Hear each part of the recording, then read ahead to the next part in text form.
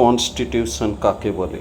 মাত্র 1 মিনিটে জানুন। সংবিধান মানেই কি শুধু আইন? না, আসুন মাত্র 1 মিনিটে জানি আসলে সংবিধান কাকে বলে।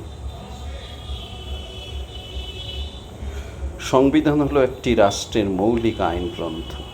এখানে লেখা থাকে রাষ্ট্র কিভাবে চলবে, নাগরিকের অধিকার কী, সরকার গঠনের নিয়ম কী হবে। সংবিধান ঠিক করে কোন সংস্থা কত ক্ষমতা পাবে আর নাগরিকের কী দায়িত্ব থাকবে। সংবিধান মানে শুধু আইন নয়, এটা হলো রাষ্ট্রের রূপরেখা।